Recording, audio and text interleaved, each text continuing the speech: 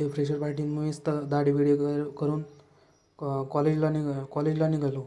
तर कॉलेजला गेल्या गेल्या मस्त असं डेकोरेशन केलेलं होतं. मग आले सगळे पोरं जमा झाले. मग मस्त कार्यक्रम स्टार्ट झाला. आपलं प्रिन्सिपल सरांनी थोडं भाषण दिलं, शिवगर्जना झाली. मग कार्यक्रम झाला स्टार्ट आणि मुलं मस्त नाचत होते आणि त्यात आमचा किरण भाऊ तर मस्त नाचतच होता. मग हा डान्स